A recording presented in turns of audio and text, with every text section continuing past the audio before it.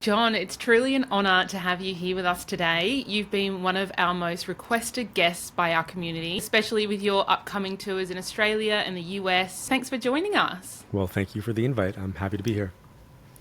Now, John, many of our listeners might not know that you actually began your journey as a skeptic.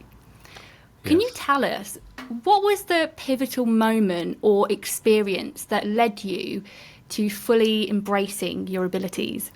So I haven't abandoned my skeptical approach to the subject matter. I actually hold still very, very much to that way of critical thinking about anything energetic or the subject matter. I always apply a healthy, logical sense of skepticism to what I'm experiencing.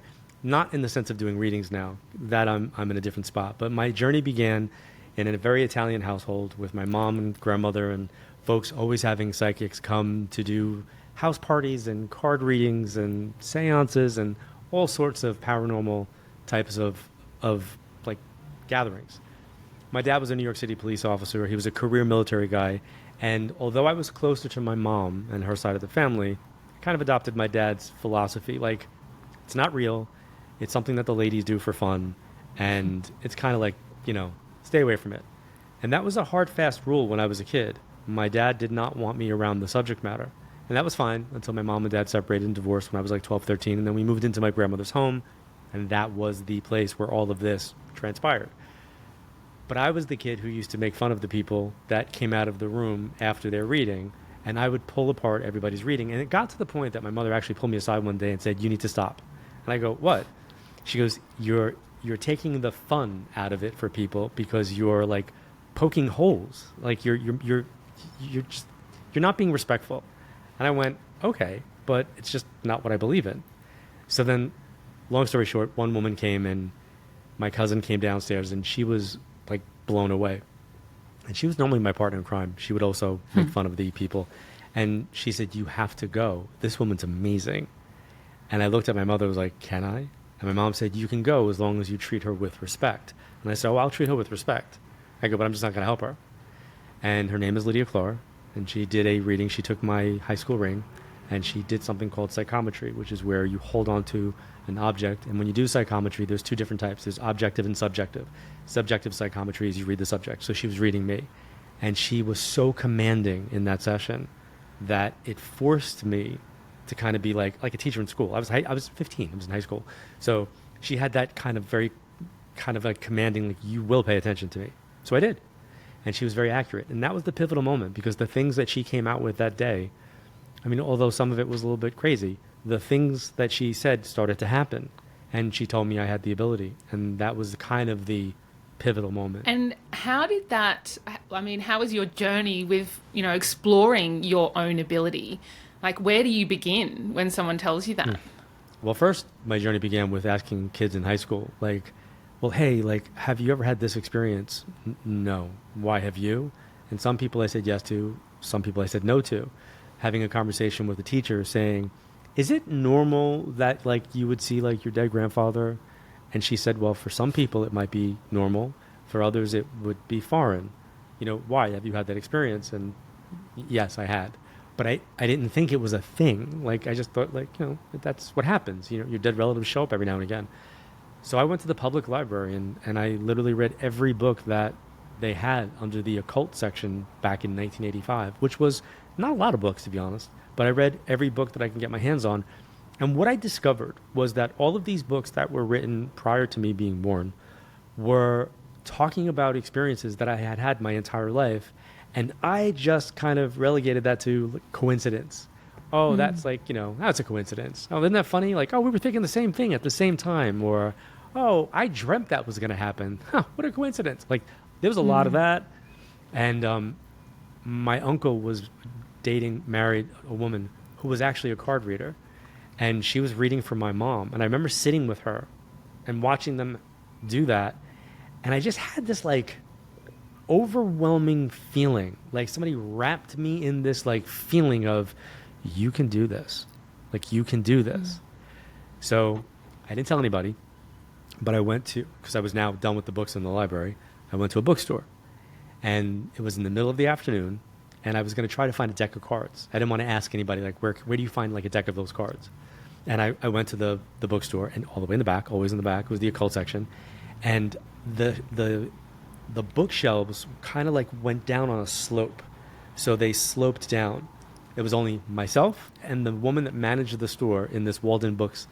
And I was about 2 or 3 feet away from the shelves. I wasn't touching anything. She was in the middle of the store. She wasn't touching anything on the wall or the shelves where I was. And a deck of tarot cards fell off the shelf in front of me. And I just was like staring at them. And she looked at me and she went, "Clearly you're supposed to buy those." And I was like, "You saw that, right?" And she was like, "Oh no, I saw that." So I did. I bought them. And it was a Tarot Classic deck, which is really funny because I never liked it. I bought it, but I never liked that specific deck. And it comes with a little packet, tells what the cards mean. So I started like kind of learning the cards. And then my cousin came to my grandmother's house, and I read for my cousin Florence. And then about a week later, she said, "Are you going to be at grandma's house next week?" And I said, "I am." "Why?" She goes, "Can you do my cards again?" I laughed, and I was like, "No." And she's like, "Why not?" And I go, "I don't know what I'm doing." I was like, "I'm just kind of like reading out of the book and kind of telling you what I'm seeing." She goes, "Well, everything you said happened in that week. And can I bring a few friends?" And that's how the journey began. It was like I read for my cousin and friends. And then the just word of mouth was like, "Well, can you do it for me? Can you do it for them?" And I was like, "I don't know. Can I? Let me try." And that's how my journey began. It's pretty incredible. And if those tarot cards falling off the shelf isn't a massive sign that this is your life's purpose, I don't know what is. But I'm curious to know, John, when you're doing your readings, how do spirit communicate with you? Because I know there's a few different ways that they can do that, can't they? Right. So your podcast and your listenership are people that are dealing with loss and grief and mourning. So first and foremost, here's what I want to say. Nobody listening to us right now needs a reading. And I want to just underline that. I want to make that bold. I want to highlight that. Nobody needs a reading. What a reading can do could inspire you to know that there's a survival of consciousness, that life and love are eternal, and that your loved ones and friends are still with you. But nobody needs a reading. So I don't want anybody to feel like I have to find a medium so that my so-and-so can tell me, that they love me. No. What we need to do is be 50% of the equation. What we need to do is have an understanding. So I didn't jump from having a reading with Lydia Clark to doing readings.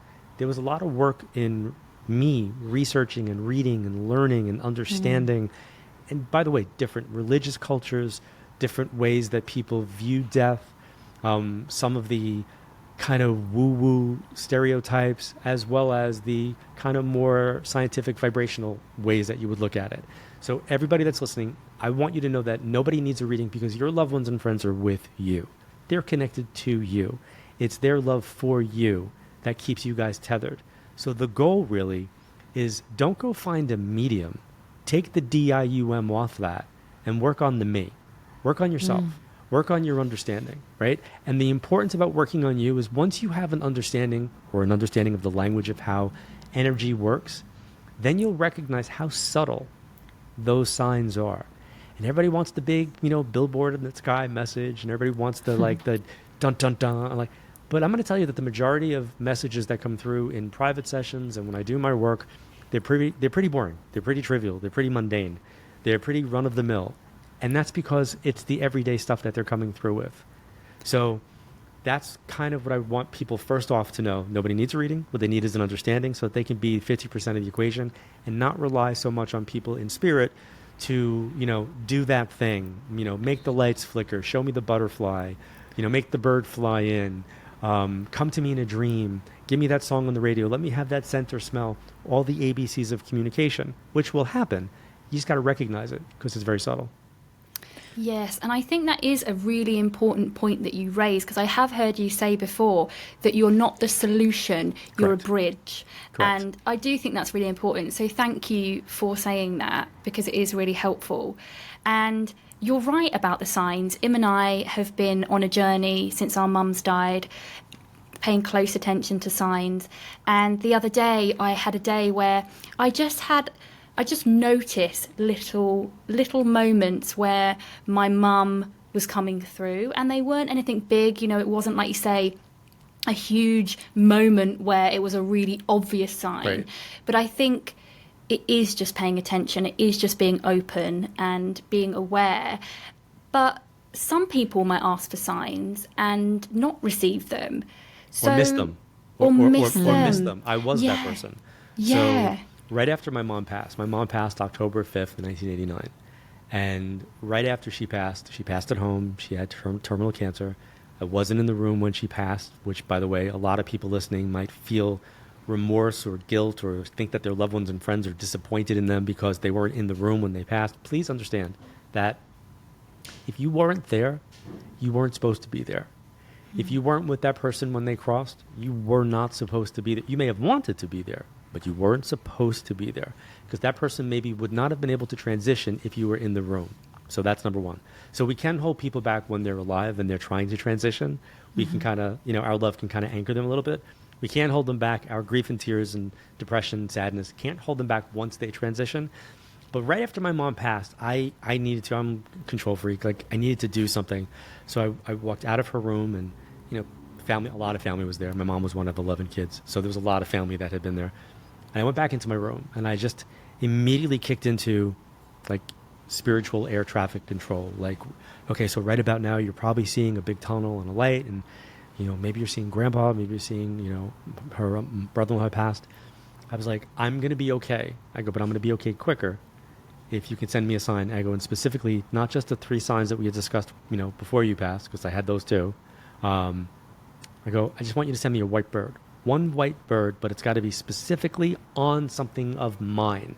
So I have to see it on my windowsill. I have to see it on my car. It just can't be flying. It's got to be like, that's my white bird. My mom passed October 5th. My cousin was getting married October 7th. It was my mom's dying wish that if anything happened to her, we made sure the wedding happened. So I did, and I was in the bridal party, and we made sure the wedding happened. October 8th was the first day that we memorialized her. Long story short, at the end of the wake, my other cousin said to me, where did you get all these flowers from? I said, oh, like they came from everywhere. We had so many flowers. It was quite spectacular. He says, but your flowers stand out the most. He said, where did you get them? I said, I didn't. I said, Joey got them for me. I was like, I wasn't in the right frame of mind. Mm-hmm. Joey was my cousin that got married. So he did me a very solid favor by saying, like, let me do this. He goes, what makes your flowers stand out are the huge white birds that are on them. And it was in that moment that I did this, like, what? And I turned 2.5 days. I was walking in front of this arrangement. I moved one of the, I touched one and moved it to get this really huge red rose from my grandmother that I wanted her to keep on her, what I say is her altar, because she was very Italian Catholic and had she had a better altar than the church. So I wanted her to have this like one rose for her, St. Anthony. Anyway, if he did not say that to me, I would have missed it. 2 ginormous white birds. So now here's how my skeptical brain works. I called the florist. And I said, I have a quick question. They said, sure. I was like, when you guys do bleeding hearts for funeral services, do you normally put like big white birds on them? And they went, oh my God, we're so sorry. No, it was supposed to be for a confirmation. And the birds got placed on that instead. We are so sorry. Was it offensive to anybody? I go, no. I'm just curious. Like, is that a normal thing? Because my logical brain needed the person on the other end to go, no, dude, that was a really cool spiritual psychic message and your mother heard you after she crossed. And she did. Yeah. And then her shorthand became little white feathers for most of like the decades now that she's been gone. I love that. And this might be a weird question or too out there to answer. So, okay.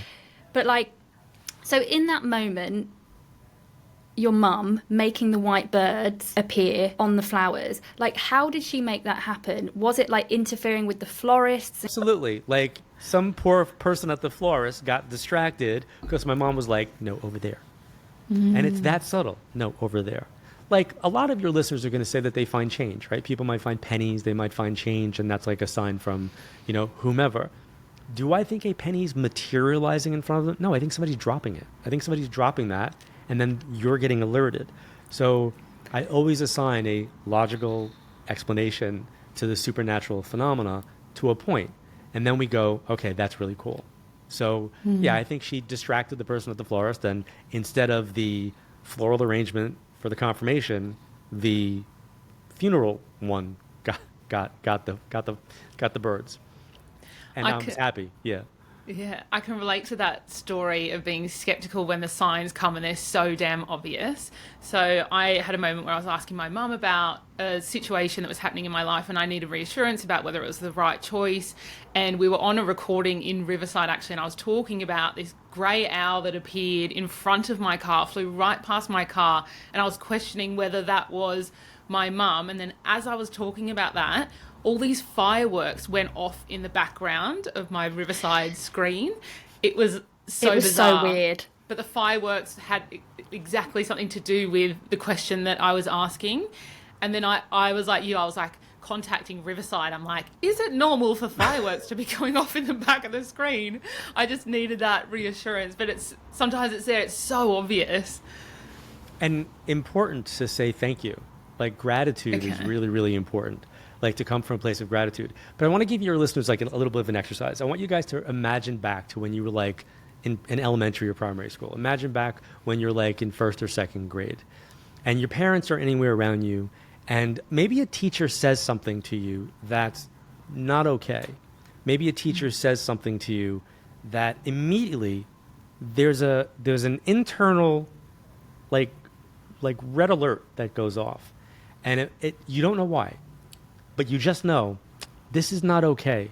You know, for Mrs. Smith to say this at this point, something's not right. You have that feeling.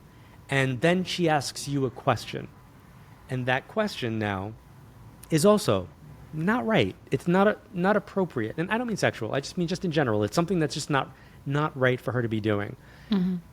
But you can't go to your mom or your dad. But what you have in the back of your mind is your mom and your dad. You have them in the back of your mind. You have their voice. You have their teachings. You have their energy. You have their support.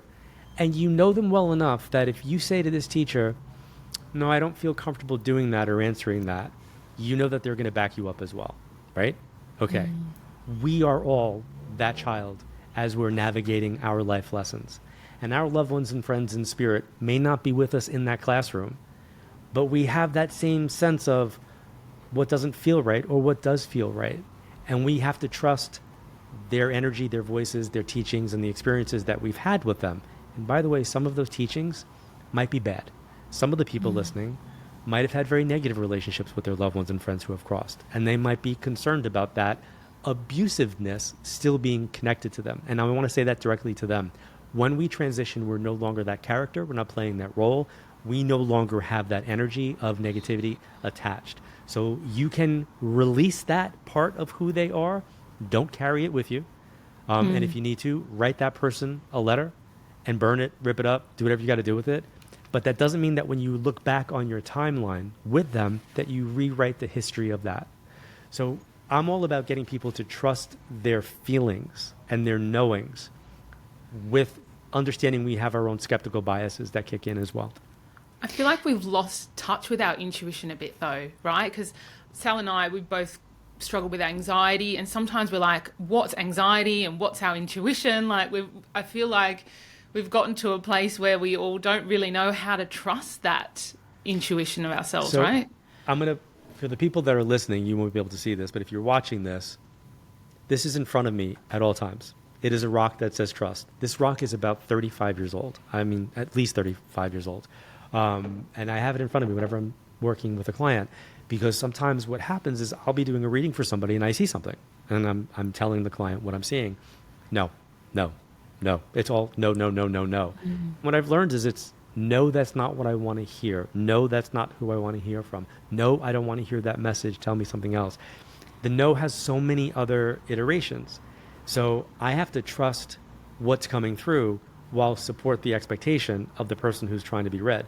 So when you talk about anxiety and intuition, we have to always come from a place of being that kid in the classroom and trusting what it is that we're feeling, and don't externalize or surrender your power of your choices. Meaning like, well, what would mom want me to do? Would mom be happy if I do that? Well, I don't know if mom would like that. Mom's not here physically. Mom's graduated. Mom's not in the class with us. You're taking the test. You're learning the lesson. So if you truly want to know what it is that you should do, let's look at the blueprint of who you are. That has nothing to do with mediumship. That means go have your astrological chart done and look at where you're at, what's happening in your transits. And what are the lessons I'm supposed to be learning in this right now moment? That to me is what I like people to look at when they're at an intersection of chaos and sadness, right? We have to honor what we feel, not what we fear. Because if we honor what we fear, it creates more of that, and that can be anxiety producing. If we honor what we feel and we're just really sad, oh my God, feel it, be it, heal it, deal with it, because that's how we get through with it. You're never going to get over it. You know, I had somebody, so my mom passed in 1989, and like somewhere in the 90s, I did an event, myself and two other psychics. And one was like ridiculously, really, really famous at the time. I was not. And the end of the event happened, and a gentleman walked up to me who was clearly dragged there, and he actually said, I was dragged here by my girlfriend. And he said two things. One, I didn't believe in this. He goes, two, I want you to know I now do because of you. Three, I think you're really funny. That wasn't my goal, but great. Glad that you enjoyed it. He said, but I got a comment. And I said, what's that? He goes, you're very accurate. And I went, oh. I said, thank you. I appreciate that. I kind of strive for that. That's like the goal, right? That's like what you want to do when you're doing this work. He goes, yeah, but just like part two of that is nobody cares about your family. And I looked at him and I went, excuse me? He goes, yeah, like the stories about your family and like when you like all those stories. He goes, like, take that out. Don't include that in your shtick. He's like, nobody really cares. And I just like looked at him. I was like, oh, thank you for your commentary. I appreciate it. I said, but you should probably never come back and see me again. And he goes, oh, dude, I don't mean to offend you. I go, no. I am not offended. But I just want you to know that the way that I honor my family is by telling those stories. And all of those people who've been gone for decades are standing on stage with me when I'm telling their stories. And I keep them close to me. So it doesn't feel like it's 35 years, 28 years, 10 years that all these people are gone. Because I have them with me. I keep them present. And there is no time. Grief and loss does not know time. But you know what doesn't know time as well? Love. Yes. Oh, I love that. And I also loved your description there of the intersection of chaos. I think that is such a accurate way to describe loss, especially the early days, which leads me on to something that I've actually heard you say before about the first year of loss being the coasting year. And that resonated with Im and I. So could you share a little bit more about that perspective with our listeners? Sure. So for anybody that is in the first year of loss, it's the year where you may have extra support from people, right? And your goal is to exist, breathe, get up and do what you have to do, go back to work, go back to school, take care of the kids, take care of your partner, eat, like function as an individual in society. It may not be what you want to do, but it becomes that thing that you do it. And I call it the coasting year. And you have other people, family and friends that are supportive, and they'll be there to help guide you through that. You go through the first birthdays and the first anniversaries and the first holidays. Then you hit year two. Now, by year two, most of the people that are your support group kind of faded to the background a little bit. They kind of go back to their lives because they feel like, I was there for you. And it's not intentional. It's just the natural life happens kind of a moment. Then the second year rolls around. And that second year is like a wave that's 6 feet tall that literally knocks you up the beach sideways and you don't see it coming. And it's disorienting for people. And it usually puts them in a place that makes them feel, what's wrong with me? Because I've already done this. I've done the birthdays. I've done the Mother's Days. I've done the Christmas and the holiday. I've done this. Oh my God, I'm worse. This is not getting better. This is getting worse. And that's where I tell everybody, take a breath and just know it's okay. Create that sacred space so that you know that it's okay. There's nothing wrong with you. And I think I literally have said to every social worker, therapist, psychologist, psychiatrist that I come across, I'm like, guys, can people write about this? Like, I'm just like a medium over here doing, what I do in this corner, like yelling this loudly. But that second year is brutal. Now, that doesn't mean the third year's easy, or the fourth or the fifth. Like, every year is a different year because every time we have a new event in our lives, now it rolls around again. Like when I got married, well, now I had to deal with my mom's loss all over again because now this is a milestone where I'm getting married. And Like, she's not here for that. Then I had my first child. Well, there's another milestone. Like, what kind of grandma would she have been? Like, all of those milestones that take place in our lives, we have a choice. And that choice is, do I exclude them or include them? My choice is to always include. I'm always inclusive of what's happening. Last Saturday, I went to a party, and it was an outdoor engagement party. And as we were at this party, I said to one of my really good friends that was there, I said, I want you to go stand by the fence, which is about 20, 30 feet away from where we were. And I said, just take all of this in. And the scene is, lights are flashing, drinks are happening, people are dancing. It's a party. Outdoors at night, it's a party. And when he walked back, he looked at me like, okay, what's the point? And I go, you see how nobody acknowledged you over there in the corner, out there in the dark? And he's like, yeah. I go, that's what it feels like for our loved ones and friends as we are navigating through life. Voyeuristically watching. But how many people in this room right now, while they're on the dance floor, is thinking about grandma who's in spirit? None. How many people are thinking about that person who crossed over a year ago from COVID? None. Why? Because they're like pissed, I believe you would say. Pissed, and they're on the dance floor dancing away. Or here in the States, we'd say like, shit-faced. But like they're legitimately like ossified drunk, and they're not paying attention to that. I always pay attention to that. Like, I am always that person. So for me, there's the fabric between our sides, the other side and this side to me, it's a thought. I love that. And I love your perspective on loss. And I think it's so important, everything that you've said about those first couple of years, and even the third year and the fourth year. And something that we both found fascinating was that when we came into doing this work and starting Good Mourning and having these conversations, we felt like there weren't a lot of people out there having it. And we actually did write about it, the second year being harder than the first in our book. Awesome. Because we struggled to find resources that spoke about that. And Yeah. we think like, why now? We're in 2024. Like, how are there not more people having these conversations about the realities of loss? And I think what you just said there, John, is going to be really, really beneficial for our listeners, because we actually had a conversation with a community member the other day, and she was saying, my mum's been gone for 14 months now, and I feel worse, and I don't know what's wrong with me. And I'm really excited for her to listen to this conversation, because I think the way that you've just articulated it there is really, really important for people to hear. But talking about those listeners that are in deep grief, are there any meaningful messages that you've received from Spirit that you haven't already shared about ways that we can find healing? I think we have to go within while we're doing without, right? Like, we have to go within while we're doing without. So I worked in a hospital, and it was a heart hospital, and that heart hospital would give people like a heart pillow so that when they had their heart surgery, they would hold the pillow and they would cough and sneeze so that they wouldn't affect they wouldn't open up their scars where they had their surgery site. So I kind of look at grief and love as being the same pillow. And when we've lost someone, we legitimately are holding the grief side. And the goal is to work on flipping the pillow back to the love side. But it's the same feeling if you're not looking at it. Love and grief are kind of the same, right? So if you think about grief, it's because you're missing the physical connection of the person, and your love for them has now become grief. So how do we work through the grief to honor the love? That's why we got to work on ourselves. And so many people will look to run for a reading, or they'll want to come to a group.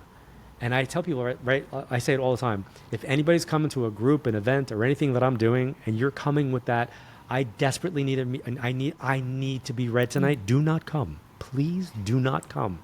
All you're going to do is be disappointed. But if you can come to an event, go to an online group, not a private, but if you go to like an event or a group or anything, and you can listen, watch the readings take place, understand the process, the event's more for people who are not read, because you're not in the hot seat. You're not in that position of having to figure out what's coming through the third-party medium references to get your family's message across. You're now just observing all of the stuff. And usually people have a takeaway message, right? So the goal for me, like I would say, is let's work on ourselves. When's the last time when you're, if you're in deep grief, when was the last time you took, I call this the 5-minute rule. I want you to come up with 5 minutes 6 times a day. So when you get up in the morning, 5 minutes has to be dedicated towards doing something for you. Maybe it's stretching, maybe it's deep breathing, maybe it's prayer, maybe it's affirmation, maybe it's reading a book or listening to an audiobook. Just 5 minutes. Then you go off to work. As soon as you get to your job, in the parking lot or before you walk in, another 5 minutes, right? So throughout your day, I want you to create 5 minutes.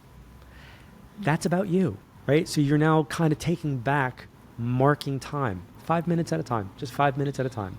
That 5 minutes can become 10 minutes in the morning, could become 10 minutes at night, but you want to find and create time for yourself. And I always want people to work on that, work on who they are. I am not an astrologer. I understand a lot of it, but I do tell people to work with an astrologer. I tell them to sit and understand their chart. Now, does that mean you have to go learn astrology? No. But maybe that's your 5 minutes. And maybe you'll be able to look at the why. And that's the important part. How do you find the why, right? Because let's use a different version of grief. When somebody falls in love, they don't question it. They're just happy, right? Mm-hmm. You don't fall in love and run around going, why am I in love? Why am I like that? Nobody does that. They just enjoy the experience of, whatever that is. It's illogical. It's just a feeling. We go with the flow of it. However, the moment that person gets dumped or a breakup happens, then the logic kicks in. Why did this happen? Why is this? Well, he or she said this, they said that. And now we try to become logical about something that you were completely illogical about in the beginning. So why not ask the question, why? So in the same way that you would question a breakup, why is this happening? Why did this person leave? Why? That answer is really something that's a journey. Kind of going on the journey of finding out the why is important. Now, logically, we know if somebody had cancer, we know the why. If somebody took their own life, we may not know the why, right? And that's a whole other area. But when we get into the understanding of what's the why, there's always a why for us in our natal chart, in our blueprint, by having an understanding of where we are this transit date and time. And a real astrologer could literally kind of take you to the day that person passes and say, here's what this passing is teaching you. Here's what it's supposed to be teaching you. Now, I didn't have to do that because when my mom passed, my guides did it for me. They just outright told me, like, your mom was done learning the lessons that she came here to learn so that you can become the person that you needed to become. I didn't want to hear that. Like, at 19, that was not a message I wanted to hear. Like, I would rather have had my mom back. That was backed up by a woman who I studied with, and then it was backed up by the first woman who did my reading. So I heard the same message 3 times in 30 minutes. I like validation. They know that. They made sure I got it. I do think that a lot of people might tend to think that seeing a psychic medium is the answer and look externally for the answers. And then perhaps because they're not paying attention or they're not, like you said earlier, necessarily hearing what they want to hear, they might have a reading that they deem to be bad and then they dismiss it. Correct. And it changes their perspective on it. So I think it's really important what you've been sharing throughout this conversation about looking inwards and about paying close attention, because it isn't just trying to find the answer from someone else, is it? No, we have to be the people that kind of go on the journey because it's happening, it's happening in our lives. It's happening to us. It's what I refer to as a catalytic moment. It is a catalytic moment. It's where we get a chance to transform and change. But I remember the exact moment I got in my car the morning after my mom passed. It was probably about 5 hours after. She had just passed.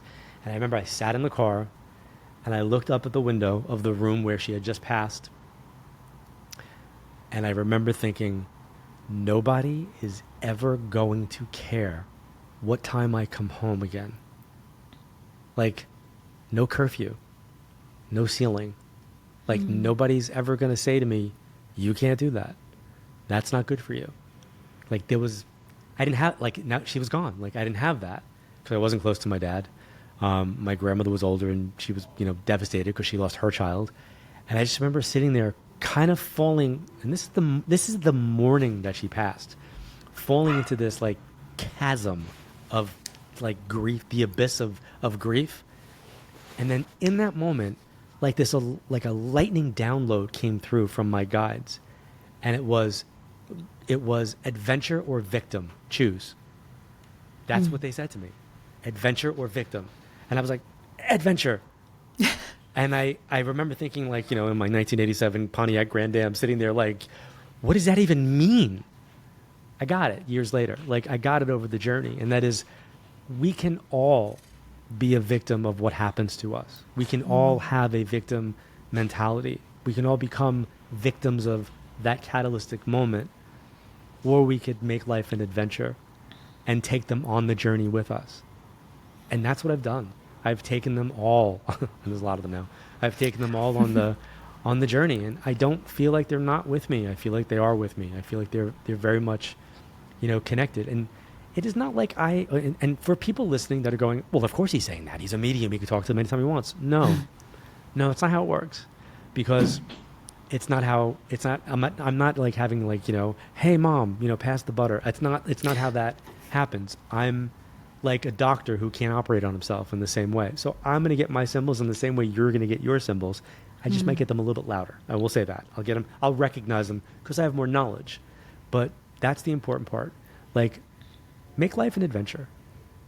I love that. And I feel like it is a choice, right? I feel like we do have the choice to, let the grief swallow us up, or, learn things from it. And I know that Sal and I, we've really embraced and gone inward since our mums died, and our life has transformed in so many incredible ways for trusting the process and going there. But I did want to just circle back, John. You mentioned losing a loved one to suicide. My mum died by suicide, and I spent a long time trying to find the why, and I feel like I have found the why for me. But for anyone who's listening, because I know we do have a lot of audience members who are grieving a loved one to suicide, did you have any advice for them if they are, because I know the feeling of being so stuck in the unanswered questions and really being unable to move forward, did you have any advice for them? So I always come from a place of insights, not advice, because I don't want to feel like I'm advising someone, but I want to provide insights, and if that could be helpful, that's awesome. So let's talk about suicide, because it is probably the secondary taboo to death. The word death is the word suicide, right? So here's what I want everybody listening to know. Suicide is never the answer. It is a permanent solution to temporary issues, and it's always important to ask for help. And you may not feel like you're valued, and you may feel like you're in a dark cave and nobody cares, but I promise you, if you're listening and you're thinking, it's better there for me and I shouldn't stay, I'm going to tell you that one of the insights that I've gleaned over the years is that here's where we learn those lessons, and we don't escape anything. So whatever lessons we don't deal with here, we're going to take them with us. We're going to have to do them again. And it's easier to deal with it here. We don't escape anything. So there is no escaping what your pain is. You're going to take those lessons with you. So why not stay? Find the why, get the help, get a therapist. That's really important. That's part one. Part two, for those who have been affected by a broad brushstroke of Christianity, where there is the punitive, they're now in hell vibe. Let me assuage that. Nobody's ever come through to me telling me that they're in hell. So I want to take that right off the table. They sit in understanding of their choices, actions, and deeds like everybody else. They sit in understanding of what it is that they did. Mm-hmm. You used the word passed by suicide. She died by suicide. Mm-hmm. And one of the things that I think is imperative is I always share with people that the psychological community, people that deal with suicide prevention and hotlines, always ask me to raise awareness when suicide comes up, that we take the word committed out of the conversation, and that we make sure that we use the word died by or passed by, transitioned by suicide.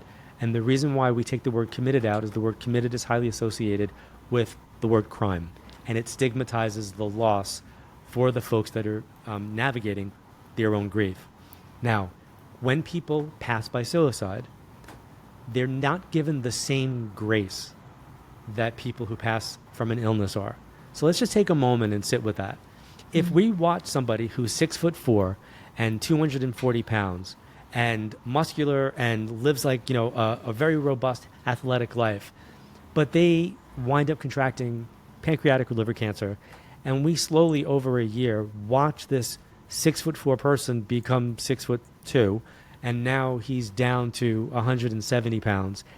He's not looking so good. We can see how cancer has ravished him. And the folks around that individual will say, oh my God, he's putting up a battle. Look at the battle he's put up. Look how sick he is. Look what he's been through. The chemo's ravaging his body. The radiation's taking its toll. And people will see it. They see the illness. And they just go, he's out of pain now. He's in a much better place. However, the person who winds up leaving by suicide is in the exact same place. It's just invisible. And the people don't get the opportunity. The living survivors don't get that same opportunity. They are now handed this baton of, why didn't you see it? How come you didn't know? How come you didn't stop it? When you weren't able to, because you couldn't, because they didn't show it, because it wasn't something that was visible. So the invisible stigma of mental health is something that nobody else wants to talk. People don't like to talk about it. And it is so important to destigmatize the mental health issues that people will go through, which wind up lending themselves. Now, I have made so many connections with people who have passed by suicide, and I will say it again, it's never the answer. So underline that when I say that, it's never the answer. But I do want you to know that there's different levels of it as well. There's different levels of intention. There are people who are contemplating, and then it happens. There are people who had zero intention of leaving, but their actions created the circumstance upon which they wind up transitioning. And then there's the absolute, I meant to do this, and there's a note. Like, you know what I'm saying? Like, there's so many different degrees. In the same way, not every person who passes from lung cancer is going to have the same kind of experience, because we're different people living different lives with different experiences. So I think it's really important, again, to give ourselves that sacred space. And if you've been touched or affected by the invisible mental health of not being able to see the pain or something that your mom might have been in, the why may never come to you in the way that you think, right? You may have to look at the why from a reflective way for yourself, maybe through your own chart, or having somebody do a composite chart between looking at your mom's chart and your chart and getting an understanding of what the lesson. But the reality is, once she's there, she's now going to be reflective and sit in understanding at a very deeper level of what she did or did not learn, and how that does affect, by the way, a 3-generation to come family dynamic. Thank you for sharing all that, John. It's helped me a lot in my own grief. But I think with my mum's situation, I don't feel it was premeditated. But what I have taken from it is her death has gone on to create so much change. So I strongly feel, we were talking about coincidences earlier on. Sal and I, we didn't know each other before our mums died. And we met at a support group, which we both nearly backed out of going, but we felt like a really strong energetic pull to go. And then it was almost like when I saw her across the room, I was like, it was a knowing that I was here to connect with her.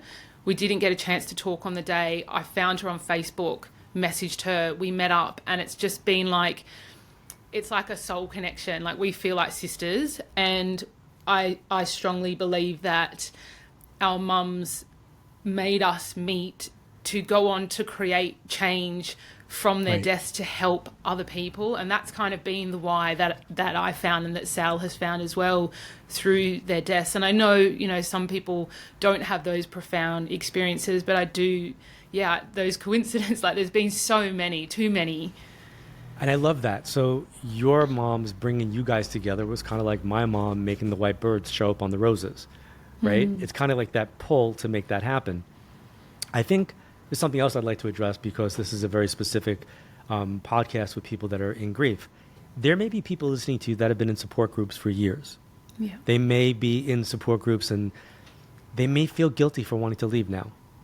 And I'm going to tell you that one of the things that I have found is that I love when people are in grief groups. Like, I think it's so helpful because it's a safe, sacred place where it creates a sanctuary of your emotions and feelings, and it's shared.